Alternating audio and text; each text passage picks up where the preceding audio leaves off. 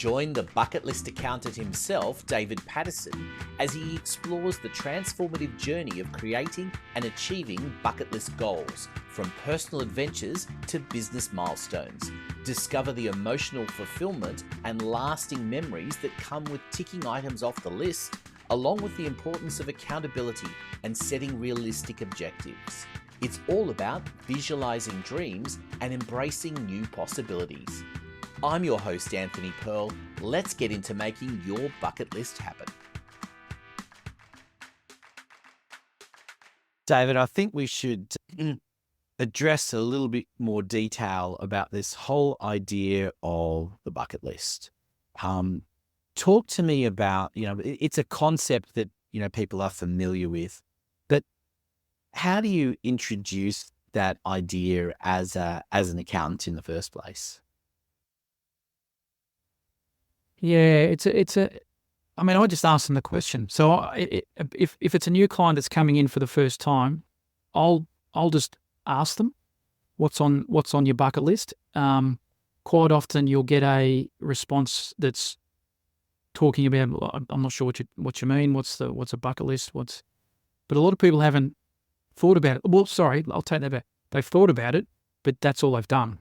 So we then get the conversation going about, well, what are some of the things that you want to do over the next year, 5, 10 years? What are some of the things is a must do before you're, no longer part of this earth?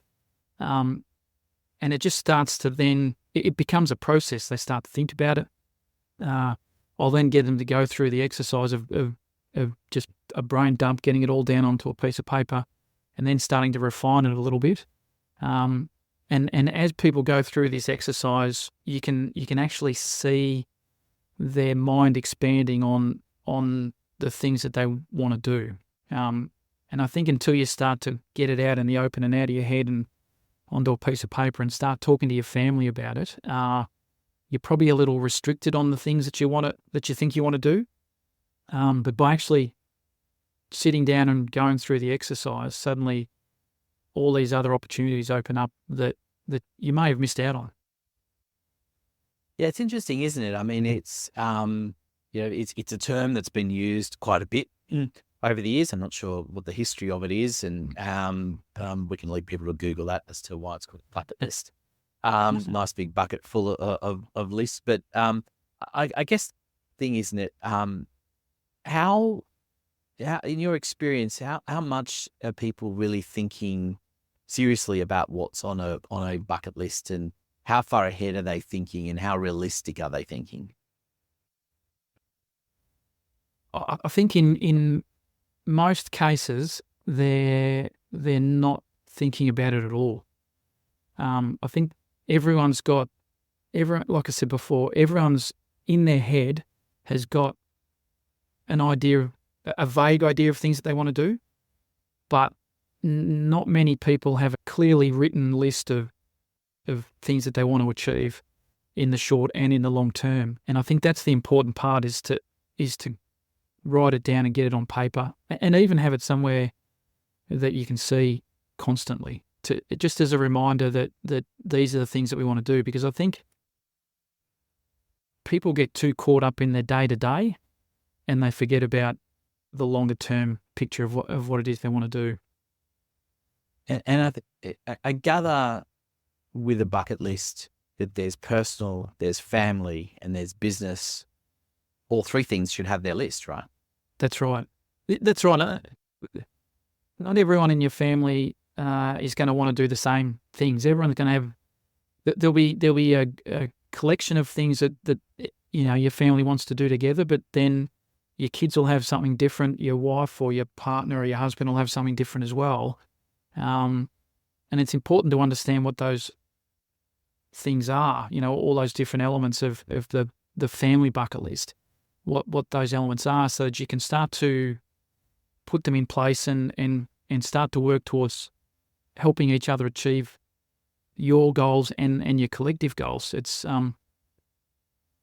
something that we don't do enough of. Yeah, and I guess the question is in terms of reviewing it, is that there's two factors there, isn't there? I mean, as we get older, no matter what age you're starting with your bucket list, things change, and equally, hopefully, there are things that you're being ticking off on an annual basis. Yep, absolutely. And it's there's an element of satisfaction as well when you can actually do tick something off. You set yourself the target of having a family holiday that you may not have had for a couple of years potentially if you're running your own business, and to actually get there and then achieve it and take the holiday and come back and go over and tick the list and say, right, that one's done. It just gives you a good feeling, a good sense of the work that you're doing's worthwhile. So those times where you have to put a bit more time and effort into your business, you look back and go, yep, it was worth it because we've been able to do this family holiday, which we haven't taken for 3 years. I think you just delved into my life there. That was about a year ago that we did exactly that. And it was a few years in the making. And to actually get there and do that, I know we had this list of places that we all wanted to go to. And it was, an extended vacation. It was not a cheap vacation at all. But to be able to have done it is just huge. And I know, my kids are older and probably at the point where they don't want to come on holidays with us too much longer. Although, if Dad pays, then maybe they'd come. I'll be happy to go anywhere. Yes, but it was certainly. It's certainly, you're absolutely right there. It's a huge thing to be able to tick that off the list, and I think that's an important point as well. Is that I guess we didn't really think of it in terms of a bucket list. We didn't maybe put that label on it. But it was something that we had talked about as a family for a long time, about places that we wanted to go and the kind of holiday we wanted to have and explore. And it was the absolute trip of a lifetime. And I know, and I think that's personally, I think it's also important to make sure that you don't, once you tick something off a list, you don't just forget it either. For me, there's a great little thing that the iPhone has that allows you to change your background based on an album that you have. And I've picked the album of all of the photos from our trip from last year. And so every hour there's a new photo that comes up and just reminds me of that holiday and makes you think about what you want to do next on the list, right? Well, absolutely, it does. And I think you've hit on a really important point in that the memories that you create by doing these things last a lifetime. As an example, we were in Sydney last week and we caught up with some friends, and it was virtually 30 years to the day that we'd all travelled over to the UK. We kind of went separately and met over there. But the memories that's created, I mean, they've lasted 30 years and they're still. When you see we were going through photo albums, and when you see the photos of certain events and situations, it all comes flooding back to you, and it was like it was yesterday. If you don't do those things, and I could have easily not have taken this trip overseas. There was pressure to focus on a career and do all that kind of stuff, but this was kind of like a once in a lifetime opportunity. And 30 years later, I'm still talking about it. So that's the kind of those memories are invaluable, and they'll last with me till, the day I'm no longer here. This podcast is brought to you by bucketlistaccounting.com.au. Speak to David Patterson and his team if you want to take better control of your life and business, helping small business owners like you be successful designing the life of your dreams. Go to bucketlistaccounting.com.au or check out the show notes for more information. Now back to the program. Tell me, you've looked at bucket lists now for a little while with families and businesses. Has anything shocked you?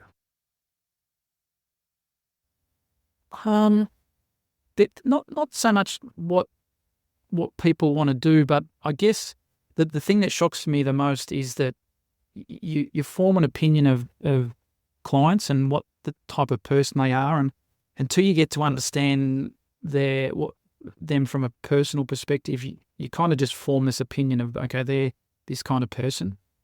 And then when you sit down with them and they start to do their bucket list, the things that they write down, you kind of go, wow, I didn't expect you to be the kind of person that wanted to jump out of a plane. I didn't think you were the kind of person that, wanted to do a bungee jump. But there's not a huge amount other than that. There's not a huge amount that you kind of go, wow, that's out there.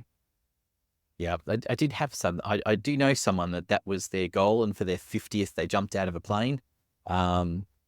Maybe 20 years ago, I might have thought about it. Certainly not in my 50s. I'm not doing it. Kudos to all those people that do. Absolutely. But once you start going down that path, that exercise, I mean, how specific do people get? Do they get specific enough? I mean, is it, or are they, at this, unachievable level? Because there are some things that are on a bucket list that are not necessarily about money. It's about opportunities. I want to star in a major motion picture alongside, Julia Roberts. Well, it's going to be a little bit tougher to achieve, really, isn't it?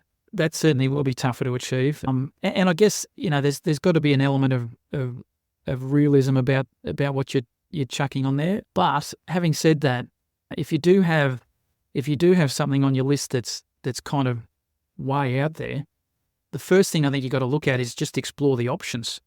What would I need to do to get to that point? And maybe you can, the movie thing, there's probably a fair bit of work involved there, but there may be things that you can start to do to go, oh, hang on, this is a little more achievable than I might have thought, Maybe you start starring in some TV commercials. Maybe you build it up to a non-speaking role on a soap opera and work your way through, and who knows, But I think you've got to be open-minded, and you've got to be willing to explore what would it take for me to be able to do it, and then potentially get to the point where you go, okay, well, it might be achievable, but it's by getting that one goal, it's going to stop me getting all these other goals that are more believable, I guess. So it doesn't hurt to explore them, but I think you've then got to put that into context with all the rest of them, and make sure that you're hitting all the others as well. And I suppose the key is it's all very well to come up with the list, but accountability is a big factor, isn't it? Absolutely, it is, which is why we build it into the review, the quarterly review and the annual review of the business, to have them front and center, to say, well, you wanted to learn to play guitar, for example. Have you done that, or have you started lessons? So it becomes just as important for them to be able to say, yes, I've done this, or no, I haven't done it, but I've explored guitar teachers and I'm down to 2, and I'm going to make a choice next week. That's just as important as going, did you make the 100 sales calls that you said you were going to do in the business last week?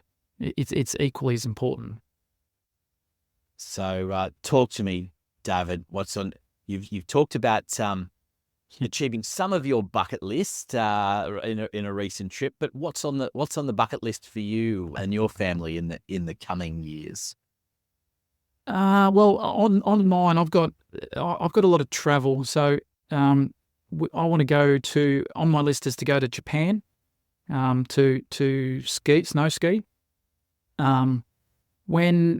So I first met my wife overseas, and we spent 3.5 months at the back end of our trip traveling around Europe. And one of the things we did when we did that was we had a big map, like a physical map, and we actually traced the roads that we went on and where we went and everything else. So it's on my list to replicate that trip, go back and do it again, and just experience the difference. And we would be doing it slightly different to the way we did it 30 years ago. But that's there. I mentioned guitar. I'm learning to play guitar, which is something I've thought about for years and years and years. I got a guitar for Christmas, and I'm into those guitar lessons. I want to learn to scuba dive. That's on my list as well. So and go to see the Northern Lights. That's on mine and my wife's list. Yeah. So there's a lot of travel. I can relate to the Northern Lights. We missed it by like 2 weeks. We were in Scotland, and absolutely beautiful there. Can recommend Scotland highly. And after having been there, I followed the local community there because there were lots of photos always being put up by tourists and people there. So it was a good reminder. And 2 weeks after we'd been there, they were showing these magnificent photos of the Northern Lights. So we only just missed it, which is, well, that gives it an excuse to go back. So that's something to go back to. Absolutely. Yeah, absolutely. I mean, just to finish off about the bucket list, we sort of touched on it, but bucket list for business. I mean, what does that look like? What sort of things should we be putting into it? I mean, because you talk about, you mentioned sort of, making a certain amount of calls in a week. That's kind of a small list, but there might be awards. There might be, the bigger picture of a sale. There's lots of things, aren't there, that should be on a bucket list for a business. And how do you go about extracting that from people? So extracting it, we'll have a meeting and then start to talk to them about, again, it's going back to basics in a lot of cases, learning why they went into business, what they were hoping to achieve by starting up their own business, finding out how they've gone from startup to where we are now, and then talking to them about what are the things that they want to achieve in business. So asking how long they want to be in business for, how much they would like to sell it for. In an ideal world, how much would they sell it for? How much time they want to spend in the business, and do they want to win a Telstra Business Award for best in their industry? Get a feel for all of those, which are the bigger elements, and then breaking it down into achievable smaller targets that are all aiming towards that. So, a Telstra Award, for example, what does the business need to look like to have a real good shot at winning this category? What of other winners of that category? What does their business look like, and how can we get to that point or beyond? And once you know those numbers, break it down so that you can start to chip away at it. But I think one of the big ones is keeping an eye on how much you would like to sell your business for one day. I think the interesting thing about the bucket list approach to me is that it's a lot about emotion more than it is necessarily just about dollars and cents in its particular way. Because you talk about, for example, a Telstra Business Award. They're fantastic things, but I've had a glance into what's involved in getting that, and it's not an easy process. No, at all, and it's one that is expensive as well as time consuming. But the people that want it more for I think as much as there is definitely an advantage in terms of publicity and all the rest of it that goes with it, ultimately the real advantage is an emotional one. absolutely, and it's I guess it's a recognition, like a Telstra Award. And yes, there's elements of it, and it's hard work and it's expensive. But at the end of the day, if you achieve that, the sense of accomplishment that you get, it's all about emotion. The whole thing should be built around emotion, and it's an interesting thing to see the level of excitement that people get to once you build that emotion in to their business, which they probably haven't had in the past. It just creates a whole new level of work ethic and commitment, because you know that there's a worthwhile goal at the end of it, whatever that is for each individual business owner. The Bucketlist Accountant podcast is brought to you by David Patterson and his team at Bucketlist Accountant. Go and visit their website for more information, details of course in the show notes. I'm Anthony Pearl, your host from Podcast Done For You. We look forward to having your company in the next episode.